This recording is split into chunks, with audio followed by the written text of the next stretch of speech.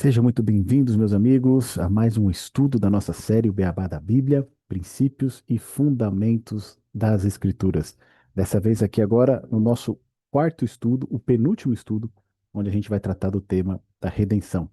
Já falamos a respeito da criação, falamos a respeito da queda, da aliança que nós tratamos no último estudo, na quinta-feira passada, e hoje nós vamos falar do tema da redenção, tá bom? E aí, na próxima quinta-feira, encerrando aqui esse ciclo de estudos, nós vamos tratar a questão do tema da glorificação. E assim a gente consegue cobrir esses temas fundamentais, esses temas principais das Escrituras, que vão dar uma base muito boa para a gente compreender melhor ainda a palavra de Deus, tá bom? Então, bem-vinda, Elis. Bem-vinda quem mais que entrou aqui? A nossa irmã Alexandrina, seja bem-vinda, o Lindomar também. Deus venha abençoar a vida de vocês, tá bom? E antes da gente iniciar o nosso estudo aqui, gostaria de saber se alguém tem algum pedido de oração para que a gente possa orar. Se quiser colocar aqui no chat, pode colocar. Se quiser, também pode abrir o microfone e fazê-lo, tá bom?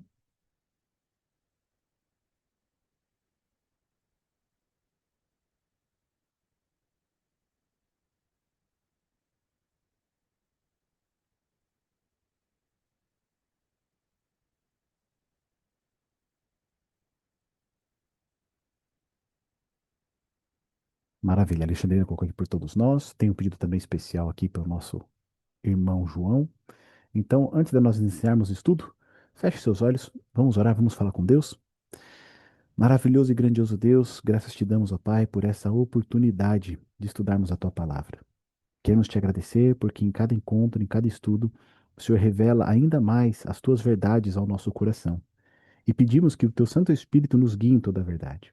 Queremos colocar de uma maneira especial a vida de cada um dos teus filhos que estão participando deste estudo nas tuas mãos, pedindo que o Senhor venha abençoá-los no seu trabalho, na sua vida pessoal, nos seus relacionamentos, na sua família, Pai, no seu lar. Que teu Santo Espírito esteja presente na vida deles, guiando-os, que aqueles que estão assistindo também os estudos sejam abençoados ricamente por ti, Pai. Que o Senhor abra o nosso coração e a nossa mente neste momento para compreendermos a tua palavra, a tua verdade. E de uma maneira especial quero colocar nas tuas mãos, ó Deus, a vida do nosso irmão João, pedindo para que o Senhor venha abençoá-lo ricamente, protegê-lo e guardá-lo de todo mal. Abençoa o nosso estudo. Em nome do Senhor Jesus nós oramos. Amém. Muito bem, gente. Vamos lá então? Vamos começar o nosso penúltimo estudo com o tema da redenção. Eu vou compartilhar aqui a minha apresentação com vocês, tá bom? Tá tudo certo até agora, né? Nenhuma dúvida. Se vocês tiverem qualquer dúvida, tá bom? Vocês podem questionar, podem colocar aqui no chat, pode abrir o microfone e a gente vai falar a respeito. Então, deixa eu colocar aqui a nossa apresentação. Vamos lá. Muito bem. Aqui nós temos o nosso penúltimo estudo, redenção.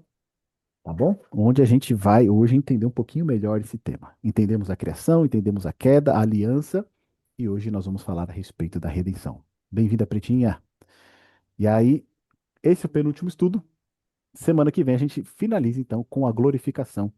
E dessa maneira aqui a gente consegue fundamentar, né, esses 5 pontos principais aqui que nós chamamos do beabá da Bíblia, tá certo? O básico, né, que a gente precisa saber a respeito das Escrituras, os princípios e fundamentos da palavra de Deus. Perfeito? Vamos avançar então aqui? Vamos então agora para redenção, vamos entrar nesse tema? Olha só. Talvez uma das perguntas mais repetidas seja: se Deus é bom, por que que o mal existe? Ou por que ele permite o mal? Mesmo muitas vezes com pessoas inocentes, não é? Muitas pessoas chegaram até a perder a fé pela suposta falta de resposta a perguntas como estas. Quando passamos a compreender que o mundo em que vivemos foi afetado após a queda, que existem forças sobrenaturais agindo por trás de toda a maldade e tragédia, podemos começar a entender melhor a dinâmica do grande conflito. Lembra que nós vimos? Na criação de Deus, todas as coisas eram o quê? Perfeitas. Deus criou todas as coisas o quê? Perfeitas. Mas essa perfeição tinha uma condição. Que condição era essa? A obediência a Deus, tá certo? Então, enquanto a humanidade ali, representada por Adão e Eva, fossem fiéis a Deus, obedientes à palavra de Deus, o mundo ele iria continuar perfeito. Mas não foi isso que aconteceu. E por conta disso, o pecado entra no mundo, junto com o pecado entra o quê? A morte. Então a gente viu esse tema muito claro no nosso estudo a respeito da queda. Coisas ruins vão acontecer mesmo com pessoas boas, porque o mundo em que vivemos, ele foi usurpado, ele foi roubado por Satanás. O governo que antes pertencia a Adão e Eva foi tomado pelo enganador. E é dentro deste cenário que o próprio Deus, então, ele toma a iniciativa para resgatar este mundo em rebelião. Se a gente parar para pensar, Deus ele poderia deixar cada um de nós a própria sorte. Ele poderia falar assim: olha, eu criei um mundo perfeito, eu fiz de tudo por eles para que eles vivessem bem. Eles não aceitaram. Eles decidiram, então, romper essa aliança comigo. Então, eu vou deixar eles à própria sorte. Né? Eles não escolheram desobedecer, então agora deixe eles colherem os frutos das suas escolhas. Só que o que Deus fez? Deixou eles colherem o fruto das suas escolhas, porém, Deus não desistiu deles. Deus não desistiu de nós. Tá certo? Então Deus ele não deu as costas para esse mundo. Pelo contrário, o próprio Deus ele assumiu a responsabilidade por pagar o preço da nossa rebelião, recebendo ele próprio em sua carne a dor, o sofrimento, a ira e a morte que estava reservada para cada um de nós. É exatamente esse tema que a gente vai aprofundar mais hoje sobre o assunto da redenção. Como que Deus, então, procura redimir esse mundo que foi entregue, né, que foi tomado por Satanás, que foi usurpado por Satanás. E a gente já começou a entender um pouquinho no estudo passado, quando a gente falou da aliança. Lembra? Vão sempre haver dois grupos: a descendência da serpente e a descendência da mulher. Lembra que a gente viu isso? Inclusive, no final dos tempos, esses dois grupos, eles são muito bem distintos. Lembra que a gente viu os textos de Apocalipse 12, depois Apocalipse 14 também? Né? O povo de Deus, aqueles que são descendentes da mulher, o que que eles fazem? Eles guardam quem? Os mandamentos de Deus, tá certo? Eles obedecem os mandamentos de Deus. Por que que eles obedecem os mandamentos de Deus? Porque os mandamentos de Deus são os termos da aliança. Lembra que a gente viu esse ponto? Deus liberta o povo do Egito. O que que Deus faz? Entra numa aliança com o povo. Mas para que o povo possa participar dessa aliança, existem os termos. Quais são os termos? Os 10 mandamentos. Então, quando a gente consente com os 10 mandamentos, que eles são bons, que eles são perfeitos, assim como o salmista diz, e procuramos fazer a vontade de Deus, obedecê-los pelo poder de Deus, então aí sim nós entramos nessa aliança e fazemos o quê? Parte do povo de Deus. Tá bom? Então vamos aprofundar um pouco mais o tema aqui da redenção nessa noite. E aí eu espero que você esteja com a sua Bíblia, porque a gente tem alguns textos aqui para ler e eu conto com a sua ajuda, tá bom? Para que a gente possa deixar mais dinâmico aqui esse estudo. Então, o primeiro ponto que a gente vai observar aqui nessa noite, olha, como a palavra de Deus menciona o nosso estado após a queda. Como é que o ser humano ficou após a queda? Depois que o pecado entrou no mundo, como que o ser humano ficou? Vamos ver esse texto de Isaías, capítulo 1, do verso 2 ao 6. E se alguém quiser já se antecipar e ir para o texto de Romanos, capítulo 3, para fazer a leitura do verso 10 a 18, aí a gente deixa ainda mais dinâmico aqui e aproveita melhor o nosso tempo, tá bom? Então, o primeiro texto, Isaías, capítulo 1, verso 2 e 6. Quem que encontrou esse texto e gostaria de ler para a gente? Lembra, se você tiver com a Bíblia aí, abre no meio, geralmente vai cair em Salmos, vai um pouquinho só para frente, para sua direita, você já vai chegar em Isaías. Isaías 1, verso do 2 ao 6. Quem encontrar e quiser ler, pode abrir o microfone, tá bom? E fazer a leitura. Ouvi, ó céus, e dai ouvidos tu, ó terra, porque o Senhor tem falado. Criei filhos e engrandeci-os, mas eles se rebelaram contra mim.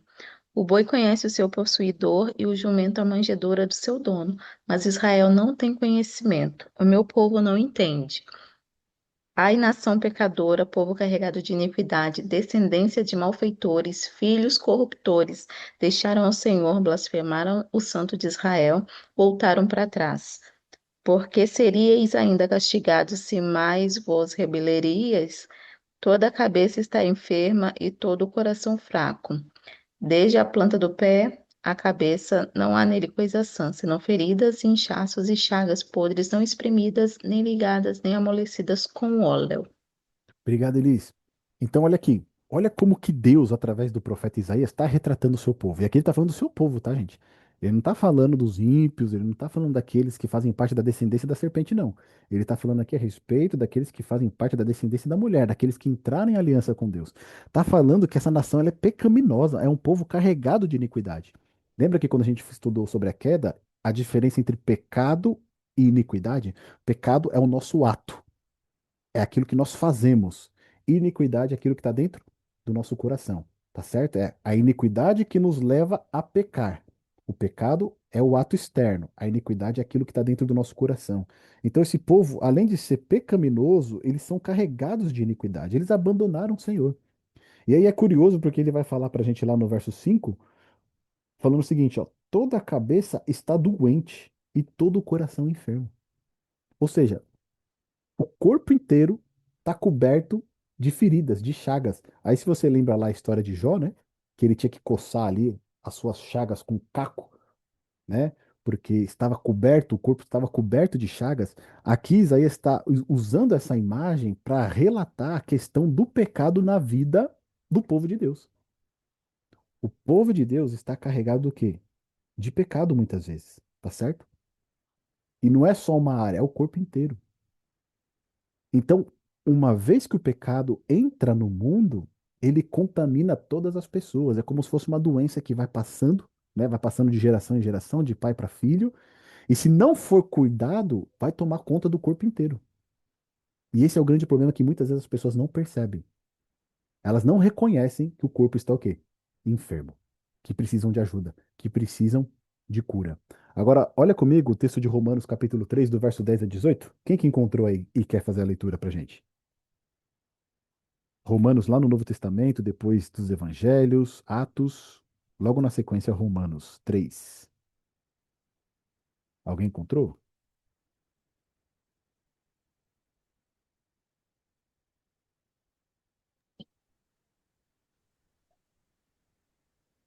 Romanos, qual capítulo já?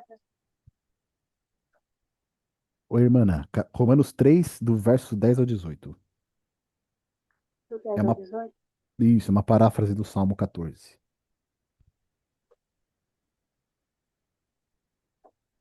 Mas haverá glória, honra e paz a todo aquele que pratica o bem.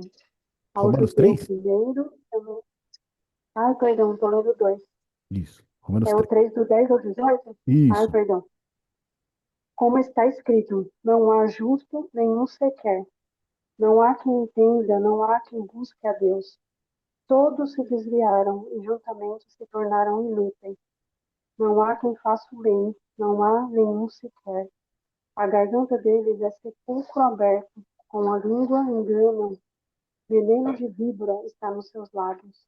A boca eles a têm cheia de maldição e amargura. Os seus pés são velozes para derramar sangue. Os seus caminhos, a destruição e miséria. Eles não conhecem o caminho de paz. Não há temor de Deus diante dos seus olhos. Misericórdia. Obrigado, irmã. Então, olha só, aqui Paulo ele está retratando a condição de toda a humanidade. Percebe? Todos o que se desviaram. Não há um justo nenhum sequer. E aqui vai falar das coisas que estão no íntimo do coração das pessoas, não é? Que muitas vezes não é revelado, porque a gente tem um filtro, né? A gente tem um filtro que a gente consegue segurar algumas coisas, a gente consegue imitar, dissimular, fingir, não é? A gente tem esse filtro social que muitas vezes a gente não coloca para fora aquilo que está dentro do nosso coração. Mas aqui Paulo, fazendo uma leitura do coração do ser humano após a entrada do pecado, revela, olha, todos se desviaram, não tem um justo sequer. Só que aí a gente volta naquele ponto. Esse que é o grande problema, às vezes, do mundo. As pessoas não percebem isso, que elas estão doentes. E não é uma doença de uma enfermidade da qual você pode tomar um remédio e se curar. É uma doença do qual precisa haver uma transformação de vida, uma mudança completa de vida, uma renovação de vida. E aí a gente vai aprofundar um pouquinho mais nesse ponto, tá bom? Então vamos para o próximo? Olha só. No princípio, Deus prometeu que o descendente da mulher viria para dar fim à rebelião contra Deus. Qual é a sua missão? Então, lembra, quando a gente fez o estudo da aliança, haveria daquele momento em diante, dois grupos: a descendência da serpente e a descendência da mulher. No caso específico, o descendente da mulher. Esse o descendente da mulher estava apontando para o Senhor Jesus Cristo que viria, e lembra que continuou na profecia de Gênesis 3:16, 3:15, que fala assim: ele vai pisar na cabeça da serpente. Não é isso? Ele vai esmagar a cabeça da serpente, mas a serpente vai lhe ferir o calcanhar. Tá certo? Então, nessa profecia que foi dada ali para Adão e Eva, estava prometido que o descendente da mulher, Jesus, ele destruiria de uma vez por todas o originador do mal, que é o pecado. O originador do mal e do pecado, que é Satanás. Tá certo? Então, a gente viu isso lá no estudo a respeito da queda e também da aliança. Agora, qual que é a grande missão de Jesus, o descendente da mulher que foi prometido? Vamos ver aqui três textos. O primeiro deles, vamos na ordem aqui, que fica mais fácil para a gente navegar na Bíblia. Mateus capítulo 1, verso 20 e 21. Evangelho de Mateus, no capítulo 1, verso 20 e 21.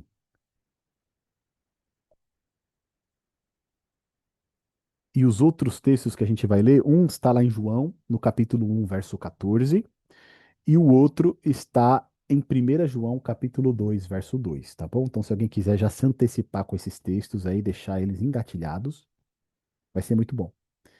O primeiro texto aqui, Mateus, capítulo 1, verso 20 e 21, eu vou ler pra gente, tá bom? Os outros dois, se alguém quiser já se antecipar. Mas olha só comigo aqui o que diz Evangelho de Mateus, capítulo 1, verso 20 e 21. Aqui falando de José, tá bom? Enquanto ponderava nessas coisas, José estava ponderando. Eis que lhe apareceu em sonho um anjo do Senhor, dizendo: José, filho de Davi, não temas receber Maria, tua mulher, porque o que nela foi gerado é do Espírito Santo. Ela dará à luz um filho, e lhe porás o nome de Jesus, porque ele salvará o seu povo dos pecados deles. Então, olha aqui a promessa que foi feita lá, Adão e Eva, o descendente da mulher. O que que o descendente da mulher iria fazer? Ele vai salvar o seu povo dos pecados deles. Lembra que nos textos anteriores que a gente leu aqui, a gente viu que o pecado é uma doença que nós, por nós mesmos, não conseguimos encontrar cura? Agora, aqui nesse texto, a gente revela aonde está a cura. Jesus. Porque ele salvará o seu povo dos pecados deles. Só tem uma solução para aquela condição de Isaías que é apontada com o corpo todo enfermo por conta do pecado. Jesus Cristo. E é curioso, né? Porque na narrativa do Evangelho a gente vai ver Cristo curando leprosos, não é? Ele cura os leprosos. Então aqui a gente percebe isso. A gente não tem essa lepra que aparece exteriormente, mas muitas vezes a gente pode ter uma lepra interior que está consumindo a nossa vida. E a solução é a mesma, é receber o Senhor Jesus. E aí a gente vê nesses textos aqui, não é? Por que que Jesus ele é gerado do Espírito Santo? Que o anjo vai falar para José, né? Fala, olha, não tema receber Maria como sua esposa, porque o que foi gerado dela é do Espírito Santo. Lembra que a gente viu no estudo da queda que depois que o pecado entra no mundo, todo filho de Adão, ele é o quê? Pecador. Lembra? Porque por conta de apenas um homem, por meio de um homem, Adão, o pecado entrou no mundo e a morte passou a todos os homens porque todos pecaram. Só que Jesus, ele não é descendente de Adão. Ele é gerado pelo Espírito Santo. Tá certo? Ele é gerado pelo Espírito Santo. Lógico, você fala que é descendente de Adão por conta de Maria, porque Maria aqui, né? é, Teve o ventre ali fecundado, sim, mas ele é gerado pelo Espírito Santo, tá certo? José não era o pai dele, José era padrasto, não é? E aí fala aqui para nós no verso 21, porque ele salvará o seu povo dos pecados deles. E aqui é algo muito bonito nesse verso, porque diz o seguinte: ele, Jesus, ele vai salvar o seu povo. Ou seja, ele se identifica conosco. Não é à toa que ele se tornou homem e veio a este mundo para nos salvar dos nossos pecados. Tá certo? Nos salvar dos nossos pecados. É isso que Jesus veio fazer. É isso que o descendente da mulher veio realizar. Nos libertar dos nossos pecados. Muitas vezes as pessoas olham para Jesus e buscam bênçãos, buscam curas, buscam uma série de coisas. Mas o principal, que é ser liberto dos pecados, muitas vezes a gente ignora. E é para isso que Jesus veio, para nos libertar do pecado. Porque libertos do pecado, seremos também libertos da morte. Tá bom? Próximo texto, João, Evangelho de João, capítulo 1, verso 14. Alguém encontrou aí? Quer ler pra gente? E o Verbo se fez carne e habitou entre nós, e vimos a sua glória, a glória do unigênito do Pai, cheio de graça e de verdade. Obrigado, Pretinha. Então, olha só, o verbo, a palavra, o Senhor Jesus Cristo, ele se fez o quê? Carne, tá certo? Ele se tornou um de nós. E ele não apenas se tornou um de nós, mas ele habitou em nosso meio. Agora vem comigo aqui, ó. Lembra do estudo da aliança, que nós vimos a parte do santuário? Que Deus estabeleceu o santuário. Para que, qual que era o objetivo de Deus estabelecer o santuário? Tinha alguns objetivos ali. O principal, quando ele manda construir, é para que ele possa habitar no meio deles. Tá certo? Deus queria habitar no meio do seu povo, ainda que fosse um povo pecador. Percebe como Deus nunca desiste de nós?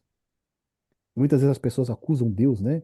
Ah, por que que Deus criou o diabo? Por que que Deus permitiu essas coisas? Mas olha como Deus ele nunca desiste de nós. Então Deus ele queria habitar em nosso meio. Na plenitude dos tempos, quem vem habitar no nosso meio? O próprio Deus em carne e osso. E o Verbo se fez carne e habitou entre nós. Veio habitar no nosso meio para nos libertar dos pecados, para nos salvar, para nos dar redenção. Vamos ver o próximo texto? 1 João, capítulo 2, verso 2. Alguém deixou aí já pronto?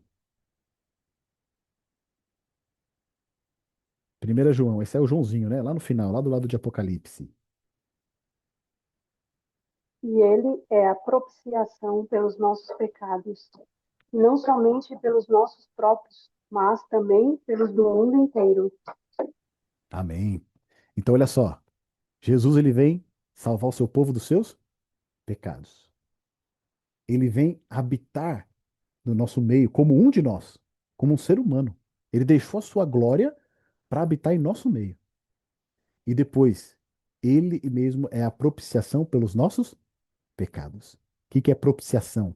Né? Ele paga o preço dos nossos pecados. Ele paga o preço dos nossos pecados. E não somente os nossos, mas também o do mundo inteiro. Olha que coisa fascinante essa. Jesus, né? Ele pagou o preço não somente dos nossos pecados, mas ele também pagou o preço dos pecados do mundo inteiro. Isso significa que qualquer pessoa hoje que está numa condição de enfermidade por conta do pecado, lutando contra os seus vícios, contra as suas inclinações pecaminosas, qualquer pessoa pode ir até o Senhor Jesus e receber o perdão, e receber a cura, receber o restabelecimento, receber a redenção que existe no nome do Senhor Jesus Cristo. Que coisa fascinante, meus amigos. Olha como Jesus ele é maravilhoso. Olha como descendente da mulher prometida, ele é maravilhoso.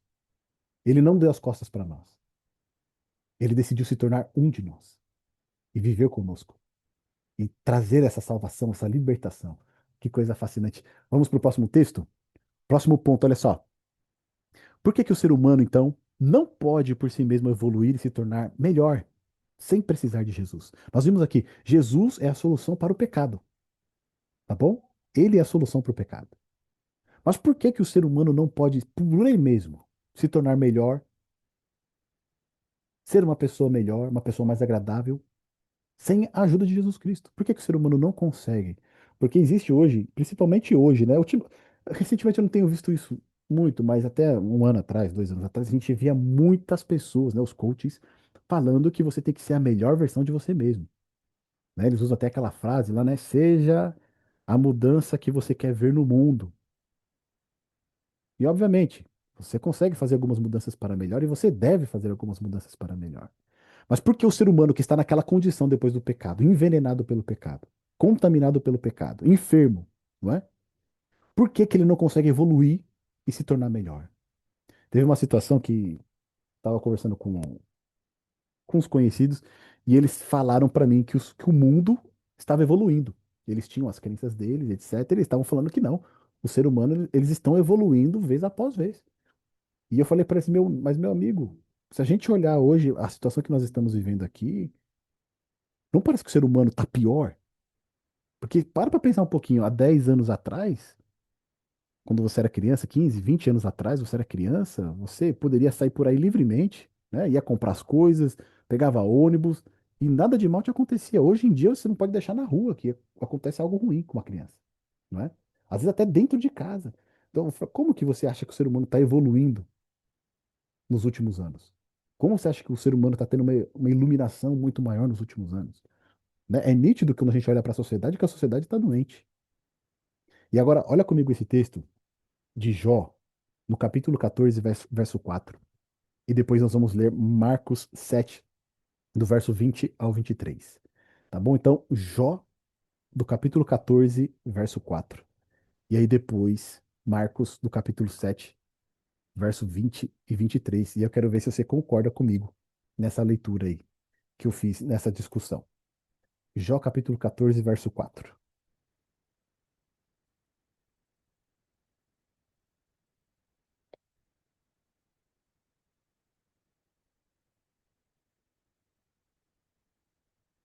Jó, ele tá antes de Salmos, tá? Se você tiver com a Bíblia aí.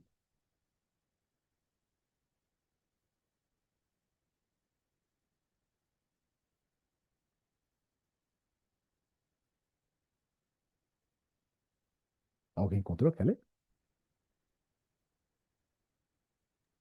Quem do imundo tirará o puro? Ninguém. Então, olha só. Olha o que Jó fala aqui, né? Quem do imundo vai tirar algo puro? É impossível, não é? Então, olha para a condição lá do primeiro ponto que a gente viu. Corpo enfermo, coração carregado de iniquidade. Como que você vai tirar coisa boa daí? Não tem como, não é? No texto de Jeremias, o profeta ele vai falar assim: olha, pode o leopardo mudar suas manchas? Ou pode o etíope mudar a cor da sua pele? Não pode, né? Assim vocês também, né? Como que vocês podem fazer o bem, sendo que vocês são maus, não é? Então é essa a ideia que a gente precisa amadurecer e reconhecer, né, a condição pecaminosa que nós temos. Precisamos de um Salvador. Precisamos de alguém que nos salve dos pecados e não apenas nos mostre um caminho melhor, não apenas nos mostre hábitos melhores, disciplinas melhores para se tornar, né, alguém melhor, controles para que você seja uma pessoa melhor. Mas de fato precisa haver uma transformação. E olha o que o texto de Marcos 7, do verso 20 ao 23, fala para gente. Alguém encontrou e quer ler?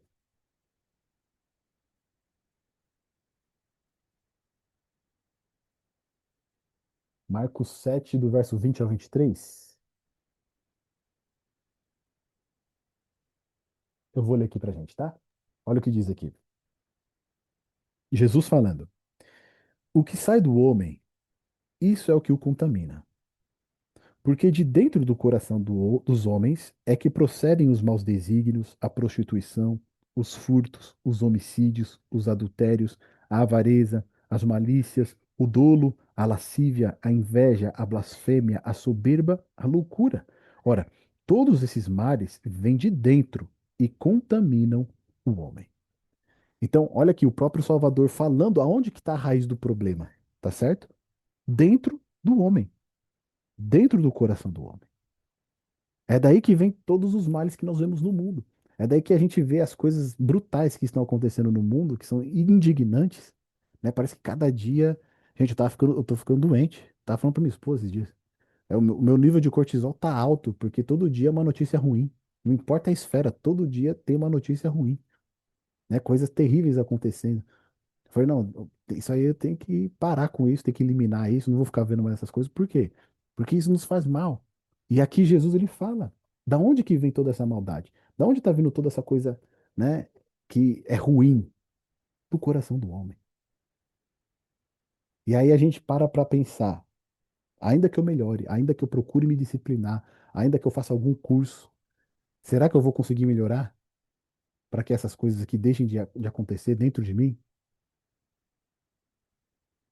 Mas muitas vezes é isso que ensinam, né? E é isso que eles querem. Eles querem te treinar para ser uma versão melhor, mas sem tocar no ponto principal, que é o nosso coração, que é da onde vem todos esses pensamentos, sentimentos ruins, é da onde está carregada essa iniquidade, que depois se transforma em pecado. Tá bom? Vamos para o próximo ponto? Olha só. Então já vimos aqui, né? Por que que o ser humano não pode por si mesmo evoluir e se tornar melhor sem precisar de Jesus? Porque o coração do ser humano, ele é mau, né? Tá totalmente contaminado, ele é desesperadamente corrupto. Agora, olha só. Por que não podemos apenas fazer atos de bondade e sermos salvos? Você já parou para pensar nisso? Porque essa ideia, não sei vocês, tá? Se vocês quiserem compartilhar, mas a ideia que muitas vezes a gente carrega é que Deus ele é um Papai Noel. Então, assim, se você fizer o bem na sua vida, no final dela você vai para o céu. Agora, se você fizer coisas erradas, no final você vai para o inferno, não é? Papai Noel que é assim, né? Se você se comportar bem, no final do ano você vai ganhar um presente. Se você não se comportar bem, não vai ter presente no final do ano. E muitas vezes a gente já cresce com essa mentalidade, não é? Eu preciso ser bom, eu preciso fazer coisas boas, eu preciso fazer algumas coisas aqui para poder entrar no céu, senão eu vou ficar para fora. E aí eu até divido uma experiência com vocês de uma pessoa que ela tinha feito algo errado e ela foi se confessar com o padre, né, lá da igreja dela. E quando ela foi se confessar pro padre, o padre ouviu a confissão dela e depois falou: não, tudo bem, olha, entrega 5 cestas básicas na igreja que tá tudo certo. E aí ela saiu aliviada daquela situação, por quê? Pô, tá pago, né? O meu erro tá pago. E além disso, eu vou fazer um ato de bondade aqui que vai garantir então a minha aceitação.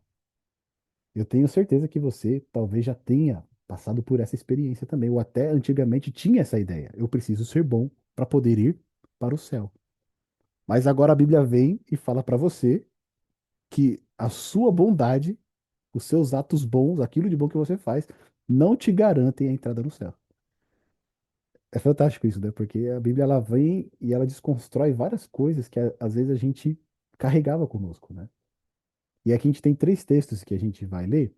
O primeiro deles é Romanos, capítulo 3 verso 19 e 20. Se você está em Marcos, é só ir um pouquinho mais para frente, que você vai chegar em Romanos, capítulo 3 verso 19 e 20. Romanos, capítulo 3 verso 19 e 20. Ora, nós sabemos que tudo que a lei diz aos que estão debaixo da lei o diz, para que toda boca esteja fechada e todo mundo seja condenável diante de Deus. Por isso, nenhuma carne será justificada diante dele pelas obras da lei, porque pela lei vem o pleno conhecimento do pecado. Obrigado, Pretinha. Então, olha aí. Olha que Deus, né? Deus ele vai trazer para a gente aqui, né? Sabemos que tudo que a lei diz aos que vivem na lei, o diz para que se cale toda a boca. Ou seja, para que ninguém tenha que falar nada, né? Ninguém vai falar nada. E mais do que isso, e todo mundo seja culpável perante quem? Perante Deus. Essas passagens de Romanos, elas são fantásticas, né? Porque elas nivelam todo mundo, né? Então não tem ninguém melhor do que ninguém aqui. Se você acha que você é um pouco melhor do que os outros porque você faz alguma coisa de bom, ele vem e fala assim, não, tá todo mundo condenado. E aí ele continua no verso 20: ninguém vai ser justificado perante dele por obras da lei, ou seja, pelas coisas boas que você faz. Ninguém vai ser justificado pelas coisas boas, pelos atos bons, em razão de que pela lei vem o pleno conhecimento do pecado, ou seja, a lei, ela serve para nos mostrar exatamente aonde nós estamos errando. Então, se você faz coisas erradas, transgredindo a lei, você pode fazer muitas coisas boas, mas ainda assim você não vai ser o quê? Justificado, tá certo? Não importa o quanto você faça de bom, não importa quantas cestas básicas você dê, você não vai ser o quê? Justificado, tá bom? E aí tem o próximo texto que está lá pra gente em Gálatas 3, verso 11, e depois tem Efésios, né? 2, 8, 10. Gálatas 3, 11. Alguém já deixou aí preparado? E é evidente E é, que pela lei ninguém é justificado diante de Deus, porque o justo viverá pela fé. Amém ou misericórdia, irmã? Amém. Amém, né? Amém.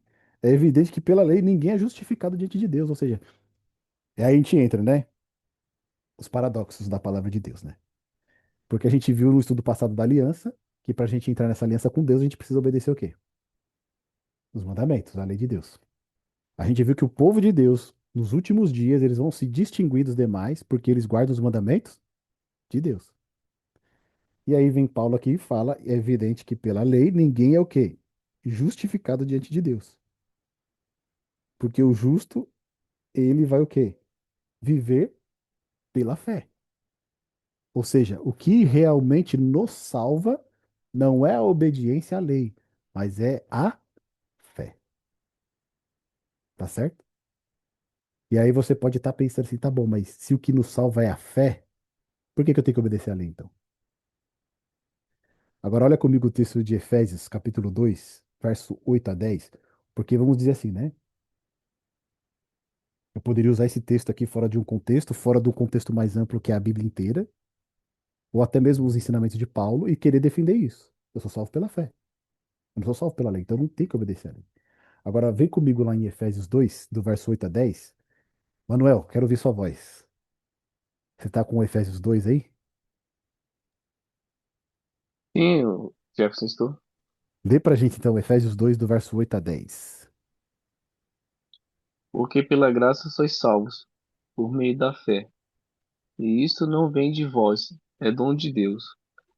Não vem das obras, para que ninguém seja, para que ninguém se glorie. Porque somos feitura sua, criado em Cristo Jesus para as boas obras, as quais Deus preparou para que andássemos nela. Amém. Então, obrigado, Manuel. Então, olha só. A lei não salva ninguém. Quem salva é o quê? A fé em Cristo. Somos salvos pela graça, pelo sacrifício do Senhor Jesus Cristo. Mas, olha só, as obras não salvam ninguém, para que ninguém se glorie, para que ninguém possa falar, eu sou melhor porque eu faço isso, eu sou melhor porque eu faço aquilo. Mas olha a sequência do verso 10 que o Manuel leu pra gente. Porque nós somos feituras dele e fomos criados em Cristo Jesus para boas obras, as quais Deus de antemão preparou para que andássemos o quê? Nelas. Então, de antemão, Deus já havia preparado o quê? As boas obras para cada um de nós. Só que essas boas obras que Deus já havia preparado para cada um de nós, elas só são válidas à medida que nós somos criados em Cristo Jesus. Porque quem vai realizar essas boas obras não sou eu, mas vai ser Cristo em mim. Percebe? E isso envolve também a obediência à palavra de Deus. Porque o próprio Senhor Jesus disse: Não pensem que eu vim para abrogar a lei, mas eu vim para cumpri-la. Se Jesus cumpriu a lei e ele agora, eu sou feitura nele agora, ele está em mim a partir do momento que eu aceito ele, então eu também preciso cumprir a lei. Eu preciso obedecer os mandamentos. Eu preciso obedecer a palavra de Deus, a vontade de Deus. Então, é aquela ideia, não é? A lei, ela não nos salva. Na verdade, a lei, ela nos condena. A lei, ela mostra para nós que nós precisamos de um Salvador. Mas à medida que nós reconhecemos isso e vamos até o Salvador, recebemos o Salvador na nossa vida, o Salvador nos manda de volta para a lei, para a obediência, para as boas obras. Só que agora não são as minhas boas obras. São as boas obras de Jesus na minha vida. É por isso que Paulo vai falar lá em Gálatas, né? Já não vivo eu, mas Cristo vive em mim. E a vida que eu tenho hoje, vivo pela fé no Filho de Deus, que me amou e se entregou por mim. Tá certo? Então é isso que Deus quer. Quando a gente fala assim, ó, Deus quer que você seja obediente, Deus quer que você faça as boas obras, ele não quer a nossa obediência, ele não quer a obediência do Jefferson, ele não quer a obediência da Damares, ele não quer a obediência da Alexandrina, do Manuel, do Lindomar, da Elisama. Não. Ele quer a obediência de Cristo na nossa vida. Ele quer a obediência de Cristo na vida do Jefferson, tá certo? Porque a minha obediência ela não vale. Isaías vai falar que as nossas boas obras são como trapos de imundícias, né? Então a gente não tem nada para oferecer para um Deus que é santo, que é puro. Mas à medida que Cristo habita em nós, então a nossa obediência é perfeita. Porque não é a nossa obediência, mas é a obediência de Cristo na nossa vida. As nossas boas obras são válidas, mas não é a minha boa obra, é a boa obra do Senhor Jesus na minha vida. Então, quando a gente fala assim, ó, por que que eu não posso apenas fazer coisas boas para ser salvo? Porque quem está fazendo sou eu. Quem precisa fazer, na verdade, é Cristo na minha vida. E isso só acontece à medida que eu recebo Ele como meu Salvador. quando eu aceito o Senhor Jesus na minha vida.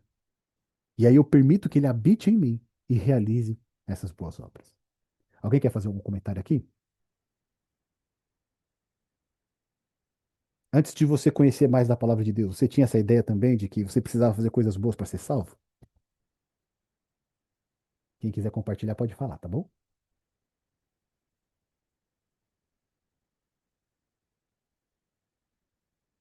Posso ir para a próxima? Então, olha só. Como, quando e por que Deus decidiu operar o resgate da raça humana? Lembra que a gente falou, Deus ele poderia ter abandonado a gente, mas não foi o que ele fez, não é? Ele veio habitar em nós, no nosso meio.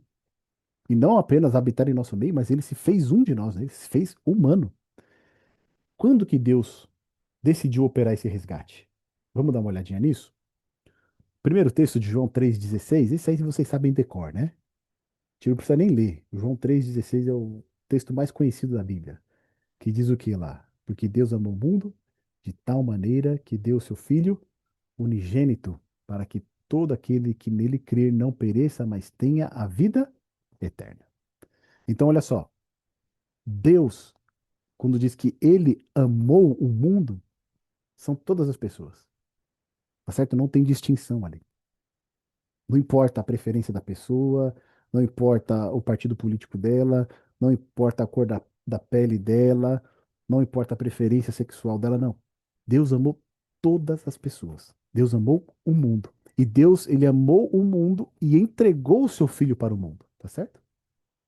Para que todo aquele que recebeu o Senhor Jesus, crer no Senhor Jesus e ser transformado pelo Senhor Jesus, não pereça, não morra, mas viva eternamente. Então Deus, como que Deus decidiu então resgatar a raça humana? Entregando o seu filho. Porque lembra que a gente, quando a gente fez o estudo da queda, Romanos 6:23, o salário do pecado é a morte. Então pecou, tem que morrer, não tem outra saída. Aí a gente viu lá o ritual do santuário, o estudo da aliança, lembra? Para que Deus habitasse no meio do povo, pecador, né? O povo era povo pecador, não poderia suportar a presença de Deus, então o cordeirinho então precisava ser sacrificado de dia e de noite, para que o pecado fosse o quê? Pago, tá certo?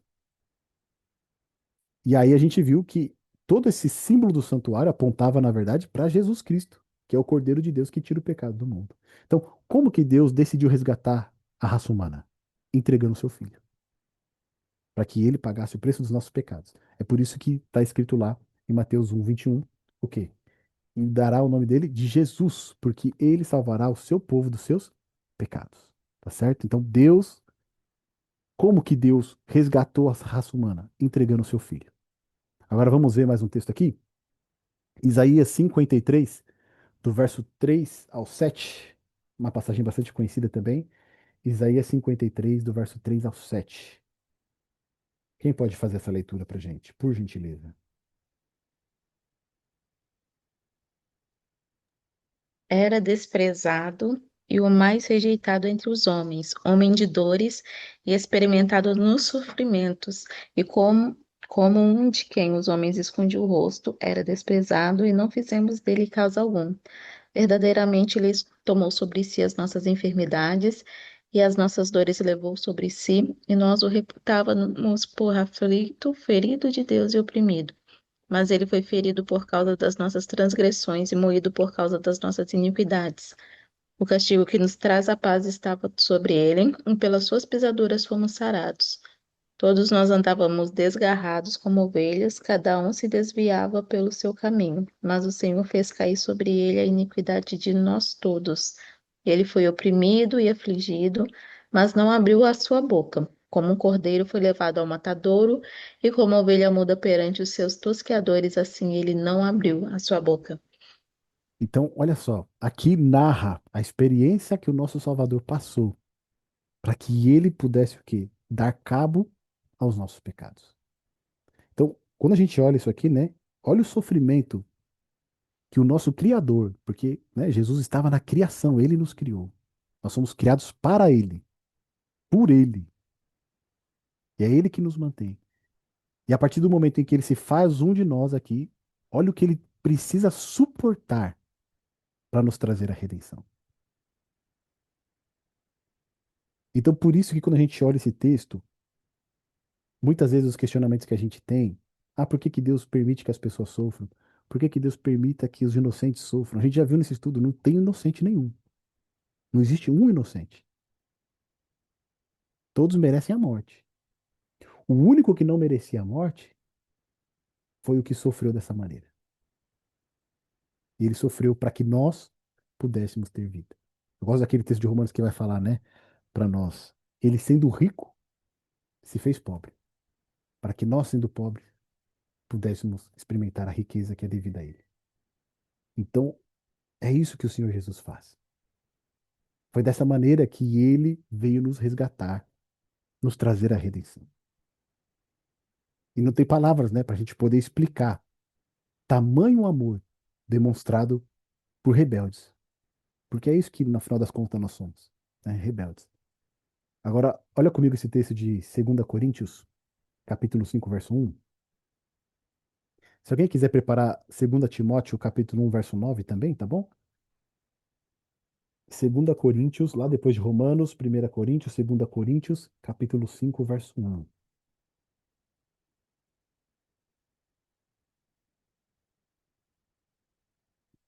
Quem encontrar e quiser ler, por favor.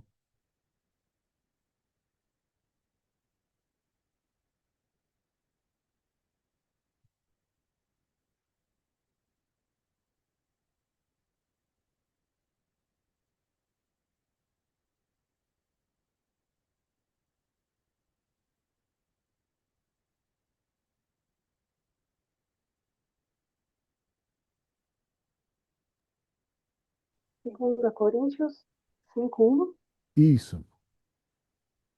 pois sabemos que se a nossa casa terrestre deste tabernáculo se desfizer, temos da parte de Deus um edifício, uma casa não feita por mãos humanas, eternas do céu.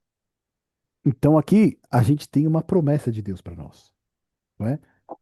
Sabemos que se a nossa casa terrestre deste tabernáculo se desfizer, e aqui Paulo está falando do tabernáculo, né? Deste tabernáculo, o nosso corpo, tá certo? O templo onde habita o Espírito Santo. Se essa casa nossa se desfizer, nós temos da parte de Deus um edifício, casa não feita por mãos, eterna nos céus. E aí ele vai continuar, né? E é por isso, neste tabernáculo, gememos, aspiramos por sermos revestidos da nossa habitação celestial. Então aqui a gente percebe, né? Cristo, ele veio trazer a redenção para nós de maneira que, ainda que nós soframos aqui, ainda que venhamos a perecer, não é o fim. Porque nós temos a eternidade reservada para nós por meio do nosso Salvador, o Senhor Jesus. Ainda que nós soframos aqui, nós temos uma vida eterna prometida para nós. É por isso que o sofrimento, ainda que seja duro, cruel e muitas vezes nos castigue e muitas vezes nos deixe indignado, o sofrimento não é a resposta final. A resposta final é a vida eterna em Cristo Jesus. Porque o sofrimento, as dores e até mesmo a morte, elas vão passar. Mas a vida eterna em Senhor Jesus Cristo nunca vai ter fim. E essa é a promessa que nós temos aqui. Agora, o segundo texto aqui, ó, 2 Timóteo, capítulo 1, verso 9. Alguém já está com o texto aí?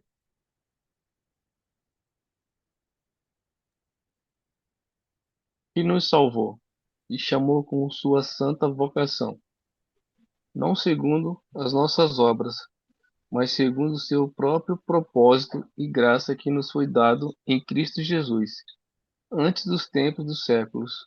Amém. Obrigado, meu irmão. Então, olha só. Jesus, ele nos salvou e nos chamou, não segundo as nossas obras, tá certo? Não porque é aquilo que nós fazemos, mas conforme a sua própria determinação e graça. Somos salvos pela graça. E que nos foi dada em Cristo Jesus antes dos tempos eternos. Ou seja, o plano da salvação, da redenção, do compromisso do Senhor Jesus em vir a essa terra nos redimir, nos resgatar, não foi algo que aconteceu após a entrada do pecado. Adão e Eva pecaram, então Deus agora decidiu intervir e realizar o plano da redenção. Não. Isso já estava determinado desde os tempos o quê? Eternos. Ou seja, Deus, na sua onisciência, sabia como que as coisas iriam acontecer. E na sua onisciência, ele já havia elaborado esse plano para que, acontecendo, ele pudesse oferecer salvação para nós. Então não foi uma coisa de última hora. Não foi no improviso. Deus, desde os tempos eternos, já havia determinado pela sua graça nos salvar, nos resgatar. Então, olha que como esse Deus ele é maravilhoso.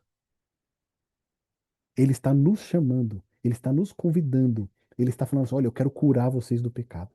Eu quero curar vocês, libertar vocês da iniquidade. Eu quero que vocês não experimentem a morte, porque o que eu tenho para vocês é muito melhor, é a vida eterna. E isso foi planejado desde os tempos eternos. Deus já havia determinado isso. Eu vou salvá-los, eu vou resgatá-los. Agora a pergunta é: quantos de nós vamos aceitar esse resgate? Porque o valor já foi pago. O valor do resgate ele já foi pago. O que compete nós agora é dizemos: Senhor, eu aceito, eu quero. Vamos dar mais uma olhadinha no texto aqui? João, capítulo 1, verso 12 e 13. Evangelho de João, capítulo 1, verso 12 e 13. E aqui eu vou ler pra gente, tá bom? Olha só o que diz ali para nós. Ele está repetido na pergunta de baixo, mas vamos lá. Mas a todos os quantos o receberam, deu-lhes o poder de serem filhos de Deus, a saber, os que creem no seu nome, os quais não nasceram do sangue, nem da vontade da carne, nem da vontade do homem, mas de Deus. Ou seja, todos aqueles que recebem o Senhor Jesus na sua vida, eles são agora o quê? Filhos de Deus. Não nascidos da carne, tá certo? Não nascidos da carne, mas nascidos do quê? Da vontade de Deus. Olha só, vamos ver mais um textinho aqui, vamos para o próximo ponto? Segundo a Bíblia, como podemos nos tornar filhos de Deus? São três textos que a gente tem aqui, eu acabei de ler um, tá? Esse de João, capítulo 1, verso 12 e 13, foi o que eu acabei de ler. Quando nós cremos no Senhor Jesus, recebemos Ele em nossa vida, então nós agora somos filhos de Deus. E os outros dois textos aqui, Atos, capítulo 2, verso 38 e 39, e Gálatas 3, 26 e 27.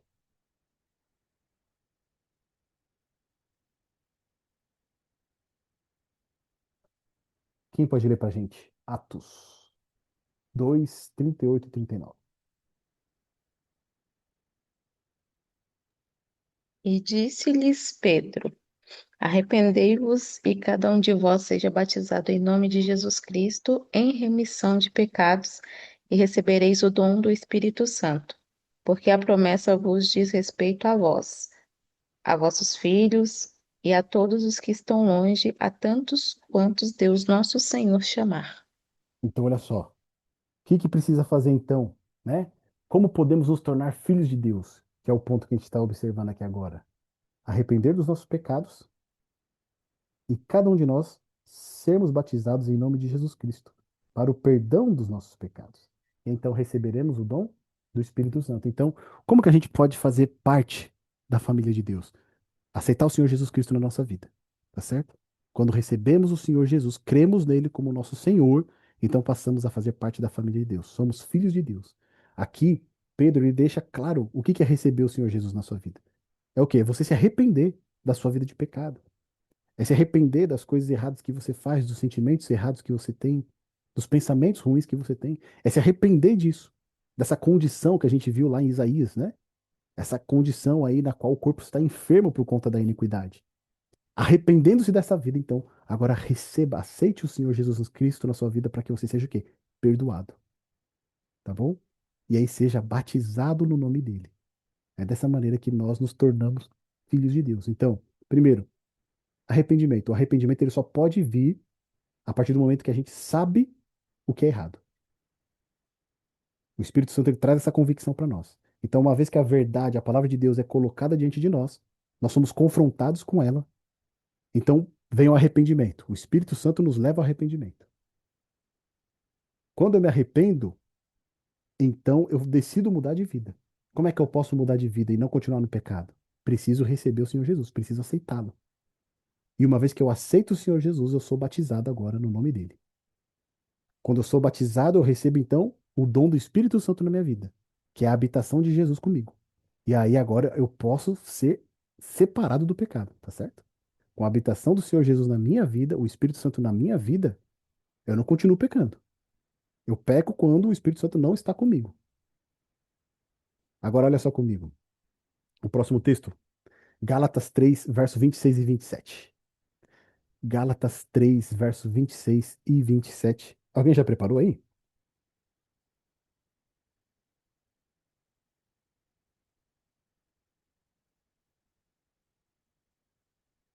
Gálatas 3, verso 26 e 27. Porque todos sois filhos de Deus pela fé em Cristo Jesus. Porque todo quantos foste batizado em Cristo, já vos revestiste de Cristo. Então, olha lá. Obrigado, Manuel. Todo aquele que foi batizado em Cristo, ou seja, no nome do Senhor Jesus Cristo, agora ele foi revestido de quem? Do próprio Cristo. Tá certo? Essa é a mudança de vida que precisa acontecer. Essa mudança acontece quando? Quando eu aceito, recebo o Senhor Jesus Cristo na minha vida, sou batizado como símbolo dessa aceitação, e aí ocorre o quê? Uma mudança, uma transformação de vida. Então, percebe que é todo um processo? Primeiro você é confrontado com a verdade, a palavra de Deus. Quando você é confrontado com a verdade, você tem uma escolha. Ou você vai rejeitar ela, tá certo? Ou você vai se arrepender. Quando você é levado ao arrependimento, então você fala, eu preciso de um Salvador. E aí você aceita o Senhor Jesus na sua vida. Recebeu o Senhor Jesus na sua vida, o que que ele pede para que você faça? Seja batizado em meu nome. Quando você é batizado no nome do Senhor Jesus Cristo, então você recebe o dom do Espírito Santo. Que aqui vai falar que, né, você foi revestido de Cristo. Recebeu o dom do Espírito Santo na sua vida, então é a presença do Espírito Santo, a presença de Cristo na sua vida que vai causar essa transformação. Enquanto você andar com o Senhor Jesus, você vai ser transformado cada vez mais, vai ser cada vez mais purificado, vai ser cada vez mais filho de Deus. Então, como que nós podemos nos tornar filhos de Deus? Recebendo o Senhor Jesus Cristo na nossa vida, entregando a nossa vida para Ele, crendo nele como nosso Senhor e Salvador. É dessa maneira que nós nos tornamos filhos de Deus. É dessa maneira que nós podemos nos tornar melhores. É dessa maneira que as nossas obras, de fato, vão fazer mudança para a salvação. Porque não somos mais nós que vivemos, mas Cristo vive em nós. Fomos revestidos de Cristo. Por último, por que que o batismo ele é tão importante? A gente viu aqui, né? Pedro falou: olha, se arrependam, aceitem o Senhor Jesus Cristo na vida de vocês para a remissão dos pecados e sejam batizados.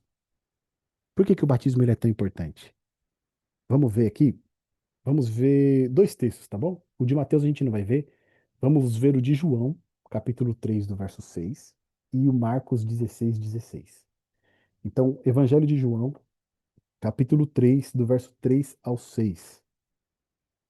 E aí você vai falar, mas por que a gente não vai ver o de Mateus? Mateus ali é o batismo de Jesus, tá certo? É o exemplo que ele está deixando para nós.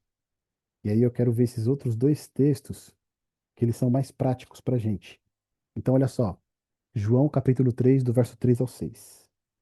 Diz assim: A isso respondeu Jesus: em verdade te digo, que se alguém não nascer de novo, não pode ver o reino de Deus.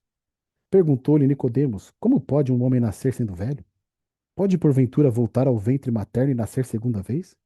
Respondeu Jesus: em verdade te digo, quem não nascer da água e do espírito não pode entrar no reino de Deus. O que é nascido da carne é carne, e o que é nascido do espírito é espírito.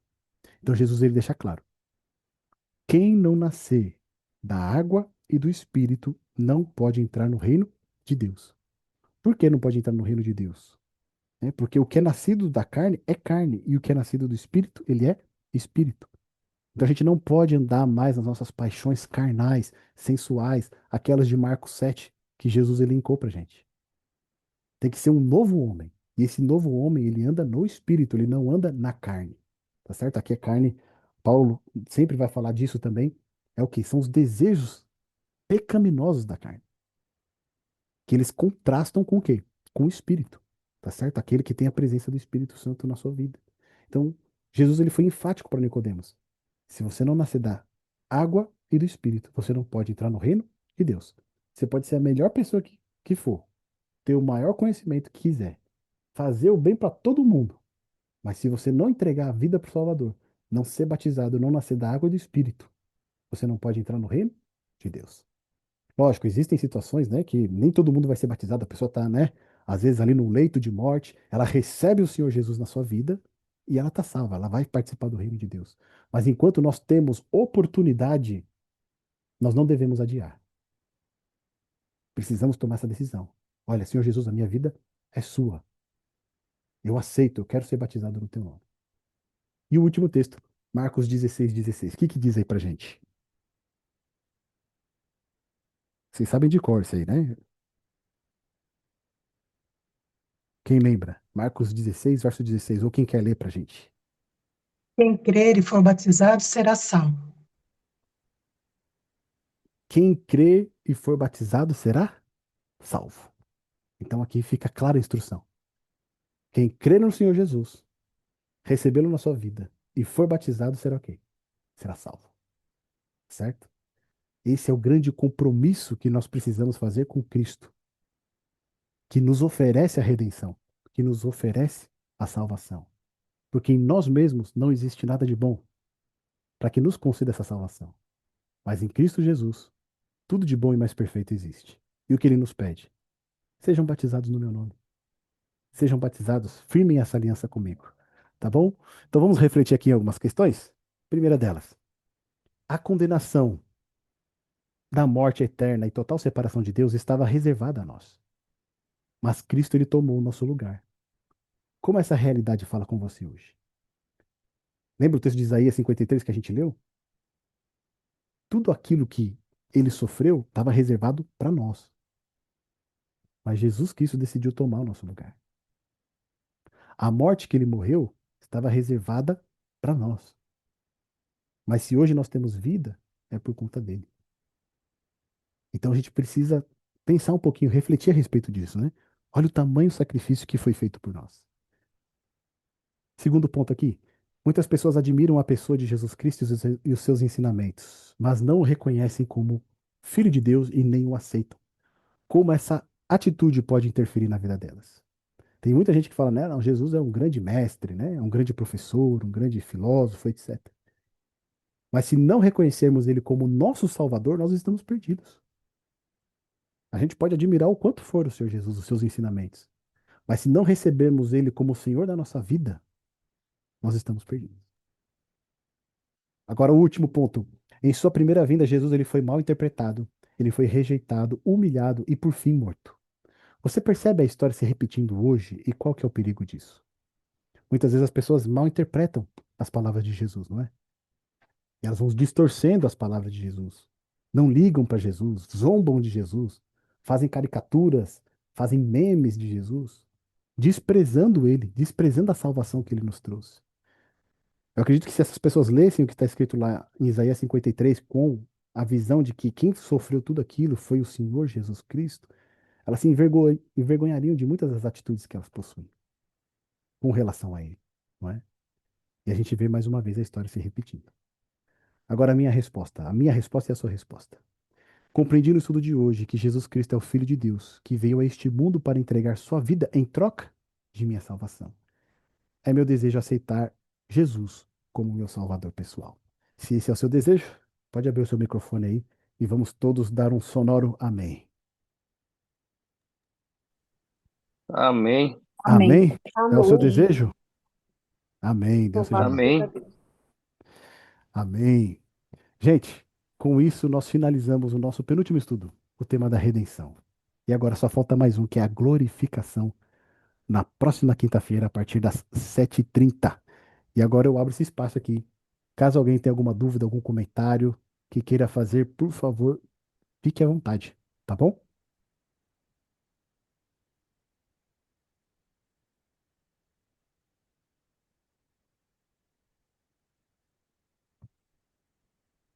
Tudo certo? Eu Sem fico dúvida, impressionante. Jefferson. Muito bom o estudo. Obrigado. Amém, meu irmão. Eu fico impressionante que não tem nenhuma dúvida. Aí ou entendeu tudo Nossa, certinho, ou não gratidão, entendeu meu nada, né? irmão. Gratidão a Deus Amém. pela sua vida, pelos ensinos. A gente cada vez aprende mais, para a honra e glória do Senhor. Amém, meus amigos.